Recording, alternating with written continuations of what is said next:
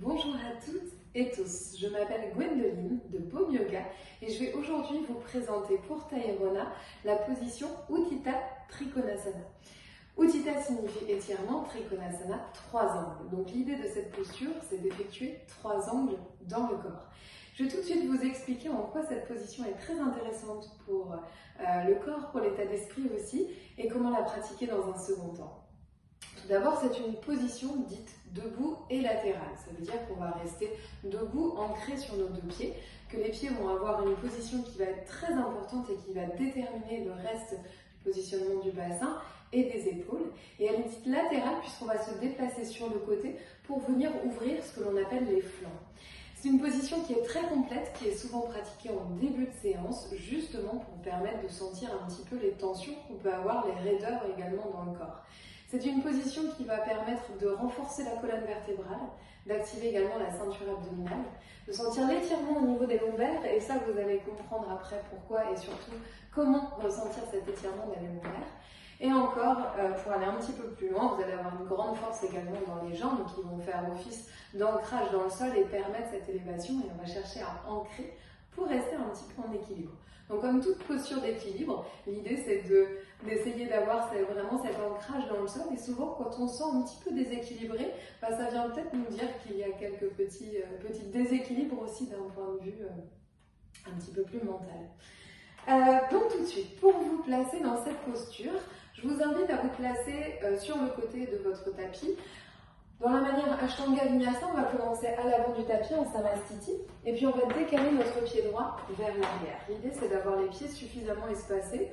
On explique à peu près dans le yoga indien et dans le conte indien, on explique qu'il faut avoir les poignets à peu près au niveau des chevilles. Donc on va avoir les pieds droits étirés devant soi, donc vraiment en face de soi, et vous allez être très vigilant à la position de vos pieds. Peut-être que vous aurez besoin d'un bloc, peut-être pas. En tout cas, ce qu'on va faire dans un premier temps, c'est permettre cette ouverture de hanche en tournant et en ouvrant notre pied droit. On va commencer par le côté droit. Donc l'idée, c'est d'avoir les talons exactement sur la même ligne et d'avoir ces pieds qui vont former un angle droit. Ensuite, on va chercher, pour étirer, c'est souvent ce qu'on appelle l'étirement actif, on va chercher à étirer donc tout l'arrière de la jambe, ce qu'on appelle l'ischio-jambier, en venant engager le quadriceps, donc la cuisse de la jambe à droite. Et on va essayer d'imaginer que par les jambes, là je commence juste par les jambes, on va littéralement absorber et presser le sol. Ok ? Dans un second temps, on va venir allonger le flanc. Donc on va déhancher un petit peu. L'idée, ça va être de rester vraiment dans le prolongement de cette jambe droite. On peut garder tout d'abord, pour commencer, les 2 mains au niveau des hanches. Et on va chercher ici à pousser les hanches d'un côté, à allonger les flancs, de sorte à aligner le coude droit avec votre genou et le coude gauche tiré vers l'arrière. Ok ? Ça va être notre première version ici. On va essayer de descendre un petit peu plus bas jusqu'à sentir cet étirement au niveau des lombaires. Si vous êtes plus à l'aise dans votre pratique, vous pouvez dans ces cas-là venir étirer les 2 bras et vous allez une nouvelle fois faire de l'espace, de la distance, et vous allez prendre appui soit sur un bloc, soit directement à partir de la cuisse, ou peut-être si vous pouvez aller un petit peu plus bas au niveau des tibias. On réservera la main au sol que pour ceux qui ont vraiment de l'expérience et une grande souplesse, une grande facilité dans cette posture. Pour les autres, ici vous allez venir étirer votre bras gauche vers le ciel et on va regarder à l'intérieur de notre main gauche. Si les cervicales sont sensibles, on peut regarder sur le côté ou en direction du sol.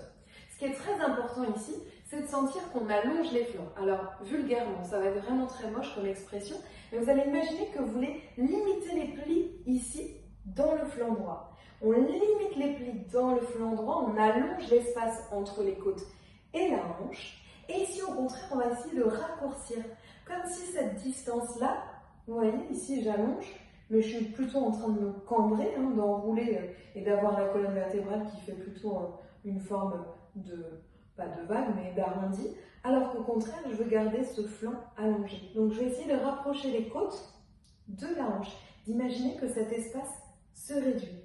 Et plus vous allez réduire cet espace, plus vous allez allonger en dessous, et dans ces cas-là, vous garderez votre buste, on va dire, en carré. Et c'est vraiment ça qui est important, rectangle plutôt, d'imaginer qu'entre les épaules et votre bassin, vous avez 2 lignes droites, 2 flancs que l'on va garder droit. Donc c'est vraiment pas l'idée de descendre bas et d'arrondir, mais au contraire d'allonger le plus possible.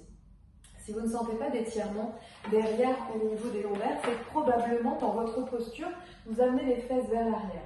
Il faut essayer dans ce cas d'essayer de remonter un petit peu le pubis ou le bassin et de pousser la hanche vers l'extérieur. Ok?